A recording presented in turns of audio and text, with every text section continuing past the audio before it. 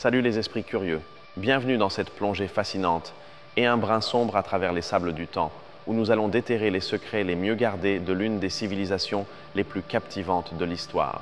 Et si je vous disais que les anciens Égyptiens ne se préparaient pas seulement à la mort, mais qu'ils avaient un véritable plan, presque un hack pour la déjouer.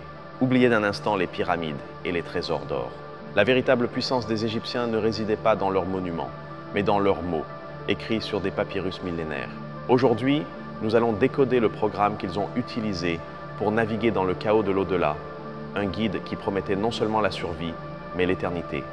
Restez avec moi, car ce que nous allons explorer vous fera voir les pharaons non pas comme des rois obsédés par leur tombe, mais comme des pionniers dans la quête de l'immortalité à travers la connaissance et la magie. Bon, ce n'est pas un documentaire, c'est une révélation. Êtes-vous prêts à la découvrir? Avant de commencer, je voulais vous dire un mot sur les images que vous voyez. Pour donner vie à cette narration, j'ai utilisé des outils d'intelligence artificielle pour générer les visuels. Considérez-les comme une toile, une façon d'illustrer les idées et l'ambiance de ce que je vous raconte. Elles ne seront pas toujours une représentation exacte ou littérale, mais plutôt un accompagnement visuel pour vous permettre de laisser libre cours à votre imagination avec moi. J'espère de tout cœur que vous apprécierez. Pour comprendre ce hack, nous devons d'abord saisir la mentalité égyptienne. Leur monde était régi par un concept clé, Ma'at. Ma'at n'est pas une déesse, c'est un principe. Elle représente l'ordre cosmique, la vérité, la justice et l'équilibre. Tout dans leur civilisation, de la crue du Nil aux lois du pharaon, était un effort pour maintenir cet ordre universel. Alors, si la vie était la manifestation de l'ordre, qu'était la mort? Exactement. La mort était le chaos ultime, la menace maximale pour Ma'at. Pour les Égyptiens, mourir n'était pas la fin. C'était le début d'un voyage dangereux à travers le Duat, le monde souterrain. Un royaume d'obscurité, de démons et d'épreuves qui pouvaient détruire votre âme pour toujours. Face à une telle menace, ils ne pouvaient rien laisser au hasard. Ils avaient besoin d'une carte, d'un guide, d'un ensemble d'instructions précises pour naviguer sur ce territoire périlleux. Et c'est là qu'interviennent les papyrus. Ce n'était pas de simples papiers. C'était une technologie sacrée, des réceptacles de savoir divin qui contenaient le pouvoir de la parole écrite. Pensez aux scribes non pas comme de simples secrétaires, mais comme les programmeurs de cette réalité. Ils formaient une élite qui maîtrisait le langage des dieux, les hiéroglyphes. Ils croyaient qu'écrire le nom de quelque chose, c'était lui donner existence et pouvoir. C'est pourquoi écrire les sorts et les guides corrects, c'était littéralement créer un chemin sûr vers l'éternité. L'œuvre majeure de cette technologie de l'âme est ce que nous connaissons aujourd'hui sous le nom de Livre des Morts. Mais ce nom est une invention moderne et, franchement, un peu lugubre. Les Égyptiens eux-mêmes l'appelaient « le livre pour sortir au jour », un titre bien plus optimiste. Vous ne trouvez pas? Il ne s'agissait pas de la mort, mais de la continuation de la vie. Ce livre n'était pas une Bible avec une version unique. C'était une collection personnalisable de sorts, d'hymnes et de mots de passe magiques qu'une personne pouvait acheter et emporter dans sa tombe. C'était en substance votre guide de voyage et votre passeport personnalisé pour surmonter les défis de l'au-delà. Un véritable kit de survie spirituelle.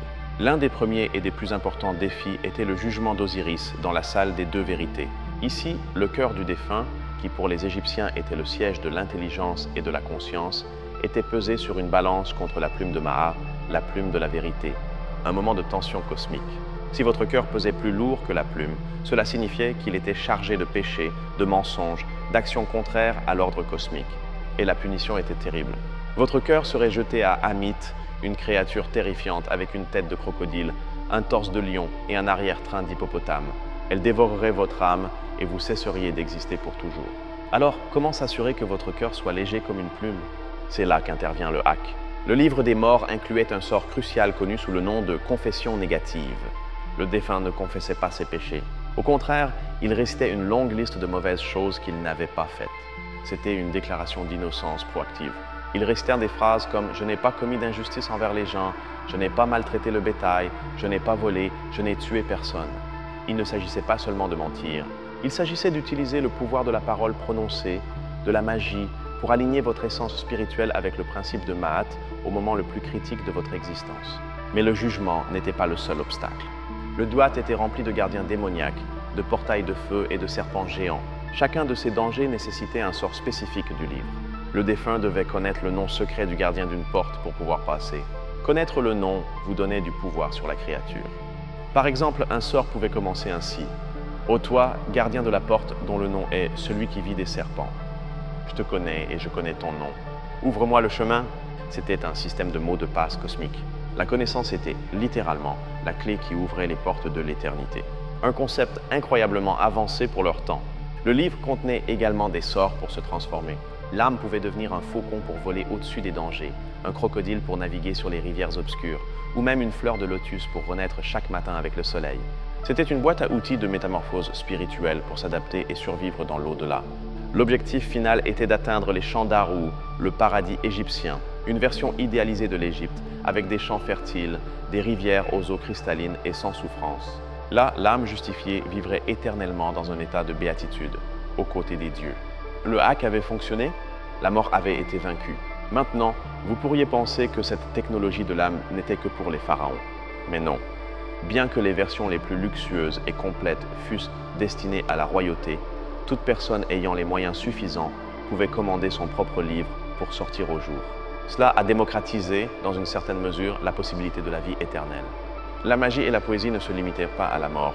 Elles imprégnaient chaque aspect de la vie égyptienne. Les mêmes papyrus qui contenaient les secrets de l'éternité gardaient aussi les murmures du cœur humain. On a trouvé des poèmes d'amour, d'une beauté et d'une modernité surprenante, écrits il y a plus de 3000 ans. Un poème dit « L'amour pour toi est mêlé à mon corps comme le sel à l'eau. Quelle image puissante !» Cela montre que, malgré leur imposante civilisation et leurs dieux complexes, c'étaient des gens comme nous. Ils ressentaient, aimaient et désiraient avec la même intensité. La littérature était leur façon d'exprimer cette humanité. Même leur médecine était une fusion fascinante de science et de magie. Les papyrus médicaux, comme le célèbre papyrus Ebers, contiennent des centaines de diagnostics et de remèdes pour les maladies. Ils décrivent des chirurgies, des traitements dentaires et l'utilisation de plantes médicinales d'une manière étonnamment empirique. Mais, à côté d'une recette pour une crème pour la peau, vous pouviez trouver un enchantement pour expulser le démon qui causait la maladie. Pour eux, il n'y avait pas de contradiction. Le corps et l'esprit étaient connectés. Guérir nécessitait de traiter le plan physique et le plan magique. La parole était un ingrédient aussi important que le miel ou les herbes. Ils avaient des sorts pour presque tout. Pour protéger un nouveau-né, pour assurer une bonne récolte, pour gagner à un jeu de société ou même pour faire tomber quelqu'un amoureux de vous. La magie, à travers la parole écrite et prononcée, était le système d'exploitation sous-jacent de leur réalité quotidienne. C'était leur façon d'imposer l'ordre dans un monde incertain. Les contes et les histoires faisaient également partie intégrante de leur littérature. Ils narraient les aventures des dieux, les exploits des héros et des fables avec des animaux parlants. Ces histoires n'étaient pas seulement du divertissement. Elles transmettaient des valeurs morales, expliquaient le fonctionnement de l'univers et renforçaient le concept de Maat. Par exemple, l'histoire d'Osiris, assassiné par son frère Seth et ressuscité par son épouse Isis, est le récit fondateur de l'Égypte ancienne. Elle n'explique pas seulement le cycle de la mort et de la renaissance, la lutte entre l'ordre et le chaos, mais elle établit aussi le modèle de la résurrection que tous les Égyptiens espéraient atteindre. Leur poésie pouvait aussi être profondément philosophique et parfois étonnamment pessimiste. Il existe des textes qui explorent la futilité de la vie, la douleur de l'existence et l'inévitabilité de la mort. Un genre connu sous le nom de la dispute entre un homme et son bas, son âme, est essentiellement un dialogue sur le suicide. Cela nous montre une facette de la pensée égyptienne que nous ignorons souvent. Ils n'étaient pas un monolithe de foi aveugle en la vie éternelle. Ils nourrissaient aussi des doutes, des peurs existentielles et une profonde capacité à l'introspection. Leur littérature était l'espace où ils pouvaient explorer ces complexités de l'esprit humain. Même leur concept d'âme était multiforme. Ils n'en avaient pas une, mais plusieurs parties.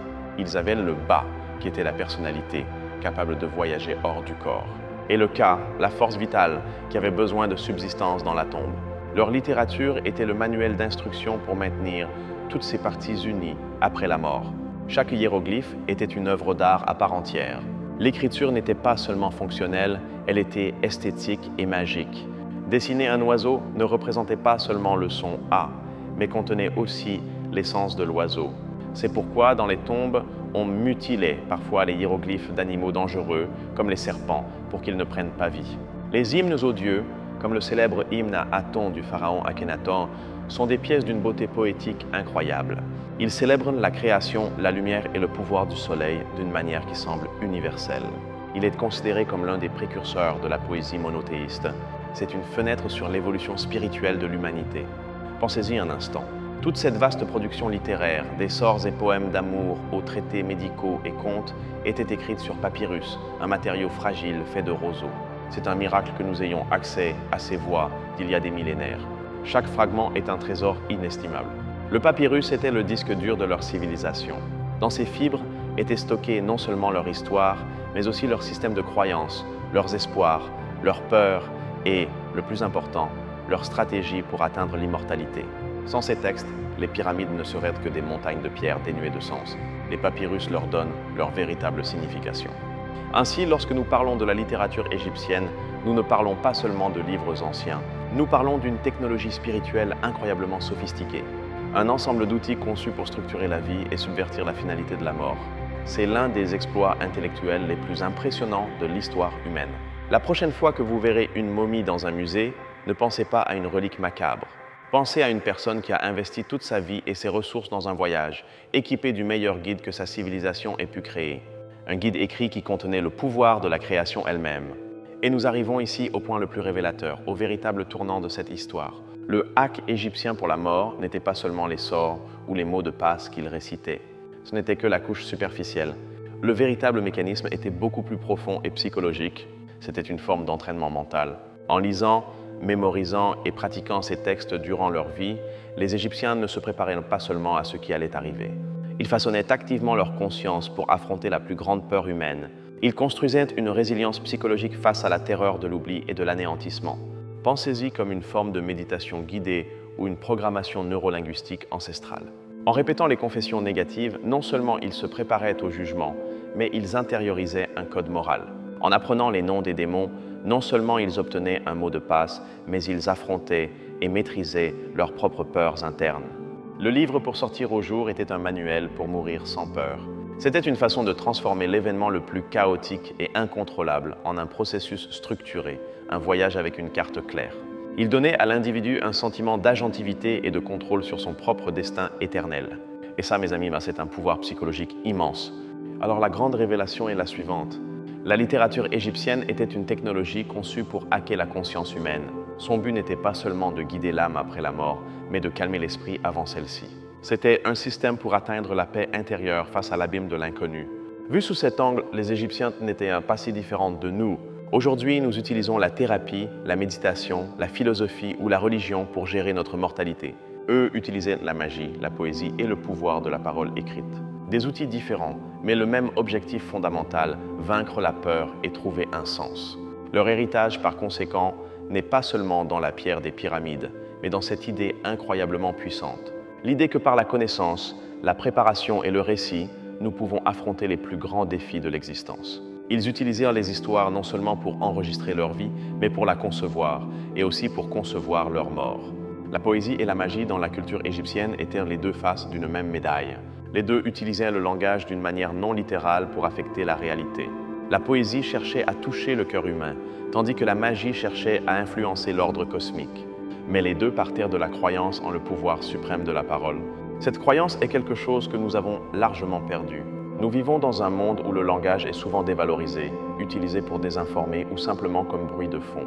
Les Égyptiens nous rappellent que les mots ont un pouvoir inhérent, qu'ils peuvent construire des réalités et façonner nos destins. Chaque sortilège dans le livre des morts est un poème. Chaque hymne est une prière magique. Il ne faisait pas de distinction claire entre l'artistique et le fonctionnel lorsqu'il s'agissait de textes sacrés. La beauté du langage était une preuve de son efficacité divine. L'esthétique et le pouvoir étaient intrinsèquement liés. Pensons au sortilège 125, la confession négative. Sa structure répétitive, sa cadence rythmique, n'est pas seulement une liste de contrôle légaliste. C'est une pièce de littérature orale conçue pour être récitée, pour avoir un effet sonore et psychologique sur celui qui la prononce et sur les dieux qui l'écoutent. C'est un mantra puissant. Même les menaces et les parties les plus sombres de leur littérature ont une sorte de beauté terrifiante. Les descriptions des démons de l'au-delà sont incroyablement imaginatives. Elles sont la preuve d'une culture qui ne craignait pas de regarder l'obscurité, mais qui tentait de la cartographier, de la nommer et, par conséquent, de la comprendre et de la contrôler. L'étude de la littérature égyptienne nous oblige à élargir notre propre définition de ce qu'est la littérature. Pour nous, c'est principalement de l'art ou de l'information. Pour eux, c'était un outil actif, un dispositif technologique pour interagir avec les forces invisibles de l'univers. C'était au sens le plus littéral un instrument de pouvoir. Lorsque les archéologues ont découvert la tombe de Toutankhamon, ils n'ont pas seulement trouvé des trésors d'or, ils ont trouvé les papyrus qui devaient le guider. Pour le jeune roi, ces rouleaux de texte étaient probablement plus précieux que tout l'or de son masque, car ils étaient son unique espoir de naviguer dans l'obscurité et d'atteindre la lumière du jour éternel. C'est le véritable trésor de l'Égypte. Non pas l'or qui ornait leur corps, mais les mots qui espéraient sauver leurs âmes. Un héritage de connaissances, de magie et de poésie qui continue de nous fasciner et de nous enseigner sur la condition humaine des milliers d'années après que la dernière de leur voix se soit éteinte. Le papyrus lui-même était une merveille de la technologie antique. Récolté sur les rives du Nil, les bandes de la plante étaient pressées selon un motif entrecroisé pour former des feuilles. C'était un processus laborieux qui créait un support d'écriture léger, portable et durable, fondamental pour l'administration et la culture de l'Empire. Contrairement aux tablettes d'argile de Mésopotamie, le papyrus permettait des textes beaucoup plus longs et des illustrations détaillées et colorées. Cette innovation technologique fut un catalyseur pour le développement de formes littéraires plus complexes et sophistiquées. Le support, comme toujours, a profondément influencé le message. L'écriture hiéroglyphique, avec son mélange de signes phonétiques et idéographiques, était complexe à maîtriser. Cela a créé une classe de scribes hautement respectée. Être scribe était une voie vers le pouvoir et l'influence. Un célèbre texte égyptien conseillait aux jeunes « Deviens scribe afin que tes membres soient lisses et tes mains douces ». La survie de ces textes est un témoignage de l'aridité du climat égyptien. Dans des climats plus humides, les papyrus se seraient encore décomposés en quelques décennies. Le désert, que les Égyptiens considéraient comme une terre de chaos et de mort, est ironiquement devenu le gardien de leur immortalité littéraire. Les textes des pyramides, gravés sur les murs des tombes royales de l'Ancien Empire, sont les écrits religieux les plus anciens connus. Ils sont l'antécédent direct du Livre des Morts et étaient destinés exclusivement à assurer la résurrection du pharaon, identifié au dieu Osiris. Plus tard, au Moyen Empire, ces textes ont évolué vers les textes des sarcophages. La magie de la résurrection n'était plus écrite sur les murs de la tombe, mais directement sur le cercueil. Cela reflétait un changement social. La vie éternelle devenait accessible à une élite plus large, pas seulement aux rois. Enfin, au Nouvel Empire, nous arrivons au livre pour sortir au jour sur papyrus. Ce fut l'apogée de plus de 1000 ans d'évolution théologique et littéraire. Le format de rouleau permettait une plus grande personnalisation et portabilité, faisant du salut un produit que l'on pouvait commander, acheter et posséder. La magie égyptienne, appelée Eka, n'était pas considérée comme surnaturelle.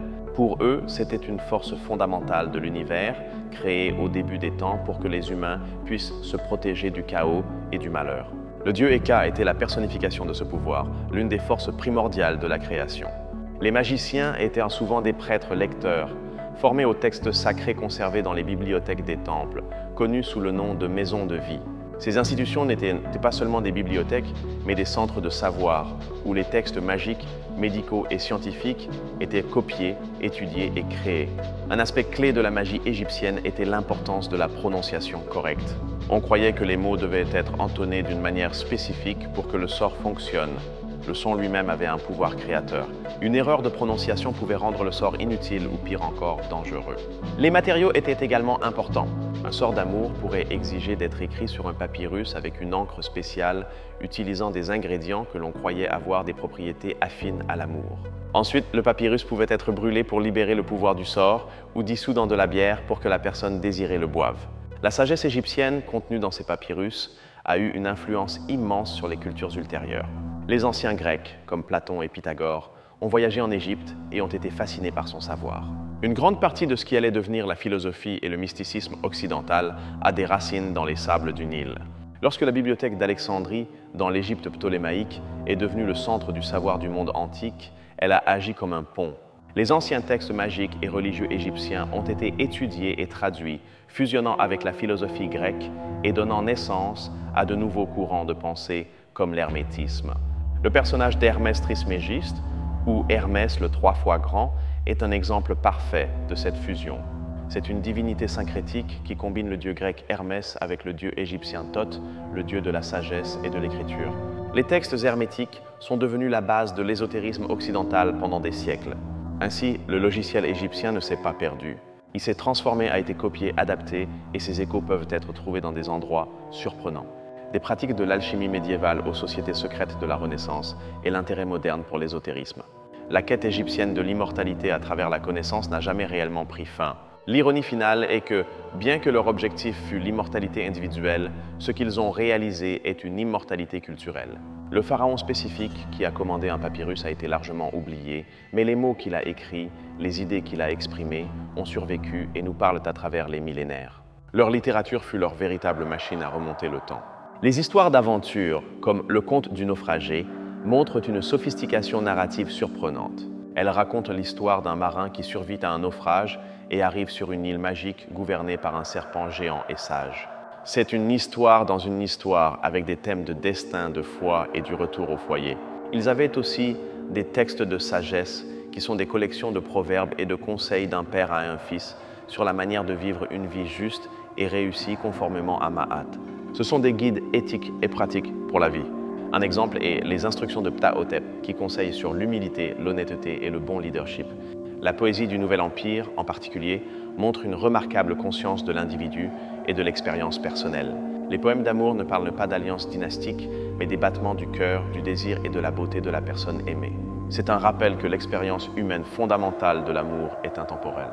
L'un des poèmes demande « Pourquoi as-tu besoin de tes vêtements quand mon amour t'enveloppe ?» Cette ligne, avec son intimité et son audace, aurait pu être écrite aujourd'hui. Elle nous connecte directement à l'esprit et au cœur de quelqu'un qui a vécu et aimé il y a 3 millénaires. C'est le pouvoir immortel de la bonne littérature. La préservation de l'identité était cruciale. C'est pourquoi le nom d'une personne était inscrit partout, sur sa tombe et sur ses monuments. Que votre nom soit rappelé et prononcé signifiait que vous continuiez à exister. Effacer le nom de quelqu'un, comme Akhenaton l'a fait avec les noms des anciens dieux, était la pire attaque possible, une tentative de les anéantir de l'histoire. Les Shabtis étaient de petites statuettes que l'on plaçait dans les tombes. Elles portaient une formule magique qui les obligeait à effectuer les travaux agricoles dans l'au-delà au nom du défunt. Ainsi, pendant que l'âme jouissait du paradis, ses serviteurs magiques s'occupèrent des tâches. Une astuce ingénieuse pour la vie éternelle. Même leur vision de l'univers était poétique. Le ciel était la déesse Nut, arquée au-dessus de la terre, qui était le dieu Geb. Chaque nuit, Nut avalait le dieu du soleil, Ra, et chaque matin le mettait au monde de nouveau, dans un cycle éternel de mort et de renaissance. Toute leur cosmologie était une grande narration, une histoire divine. Le déchiffrement des hiéroglyphes au XIXe siècle par Jean-François Champollion, utilisant la pierre de Rosette, fut la clé qui débloqua cet univers perdu. Pendant presque 2000 ans, les textes égyptiens furent un mystère. Champollion nous a rendu la voix d'une civilisation entière. Avant Champollion, les gens croyaient que les hiéroglyphes n'étaient que des symboles magiques ou des allégories. Sa découverte qu'il s'agissait d'un système d'écriture complexe avec des composantes phonétiques et sémantiques a révolutionné notre compréhension de l'Égypte et a ouvert la porte à sa vaste littérature. Ainsi, la prochaine fois que vous ferez face à un grand défi ou que vous vous poserez simplement des questions sur le sens de tout cela, souvenez-vous des anciens Égyptiens. Souvenez-vous de leur croyance inébranlable que la connaissance, la préparation et la parole écrite pouvaient tracer un chemin à travers l'obscurité. Ils nous ont enseigné que la civilisation ne se construit pas seulement avec de la pierre et du mortier, mais avec des histoires, avec des poèmes, avec des lois et avec des sorts. Elle se construit avec le langage. Ils ont utilisé leur littérature pour concevoir la société parfaite et la vie éternelle idéale. Une ambition qui reste aussi audacieuse qu'impressionnante, leur monde était imprégné d'une narration cohérente. Du scarabée qui pousse le soleil dans le ciel au voyage de l'âme dans l'au-delà, tout faisait partie d'une grande histoire. Et en comprenant cette histoire, chaque Égyptien comprenait sa place dans le cosmos. La littérature leur fournissait une carte de la réalité elle-même. Le contraste avec notre monde moderne, souvent fragmenté et dépourvu d'une narration unificatrice, est notable. La littérature égyptienne nous montre le pouvoir d'une culture qui partage un ensemble central d'histoires pour donner un sens à la vie, à la mort et à l'univers. C'est un rappel de notre propre besoin humain de sens. Peut-être le sortilège le plus puissant qu'il nous ait laissé ne se trouve-t-il pas dans le livre des morts, mais dans la totalité de leur production littéraire. Un sortilège pour la mémoire, un enchantement contre l'oubli. Tant que nous lirons leurs mots et raconterons leurs histoires, une partie de leur civilisation atteindra l'immortalité qu'ils désiraient tant. La prochaine fois que vous regarderez le ciel nocturne, pensez à la déesse Nut. La prochaine fois que vous verrez un lever de soleil, pensez à Ra renaissant. La littérature égyptienne nous offre une façon différente et poétique de voir le monde, une que nous n'avons pas totalement perdue. Elle vit dans les mythes et métaphores que nous utilisons encore aujourd'hui. Le grand héritage des papyrus égyptiens est la preuve qu'une civilisation ne meurt vraiment que lorsque ses histoires sont oubliées. Grâce au travail des scribes, des archéologues et des traducteurs, les histoires de l'Égypte sont toujours vivantes, prêtes à être décryptées par quiconque ose les lire. Ainsi, le véritable hack égyptien n'était pas une simple astuce magique. Ce fut une philosophie complète, un système d'exploitation pour la conscience qui utilisait la littérature comme langage de programmation pour transformer la peur de la mort en un voyage significatif vers la lumière du jour. Leur obsession de la mort était en réalité une célébration profonde et sophistiquée de la vie. Tout leur effort littéraire et magique était conçu pour préserver la conscience, l'identité et la vie contre les forces de l'obscurité, du chaos et de l'oubli. Une lutte que, de bien des manières, nous continuons tous à mener. Et c'est la magie durable de leur littérature. Elle ne réside pas dans sa capacité à ressusciter les morts, mais dans son pouvoir à continuer à nous parler, à nous les vivants, pour nous rappeler la fragilité de notre existence et l'importance des histoires que nous nous racontons pour lui donner un sens. En conclusion, les papyrus de l'Égypte ancienne sont bien plus que des reliques. Ils sont le témoignage de l'un des premiers et des plus grands exploits de l'humanité. La tentative de cartographier l'inconnu, d'ordonner le chaos et d'utiliser le pouvoir de la parole pour bâtir un pont vers l'éternité. J'espère que ce voyage à travers la magie, la poésie et l'au-delà dans l'Égypte ancienne vous a semblé aussi fascinant qu'à moi. Il démontre que parfois, pour comprendre notre présent et peut-être notre futur, nous devons apprendre à lire les secrets du passé le plus lointain. Ils n'étaient pas seulement des bâtisseurs de pyramides, ils étaient des architectes de l'éternité. Et leurs outils n'étaient pas le marteau et le ciseau, mais la plume de roseau, le papyrus et l'imagination humaine inépuisable. Leur héritage est écrit non seulement dans la pierre, mais dans chaque mot qui a survécu au sable du temps. Merci infiniment de m'avoir accompagné dans cette aventure intellectuelle. Votre curiosité est ce qui rend ces voyages dans le passé possible et significatif. J'apprécie vraiment que vous ayez partagé ce moment avec moi. Si vous avez aimé démêler ce mystère, abonnez-vous et activez les notifications pour ne pas manquer notre prochain voyage. Et maintenant, j'adorerais lire vos pensées. Selon vous, quel est le hack de notre époque pour affronter les grands mystères? Laissez votre théorie dans les commentaires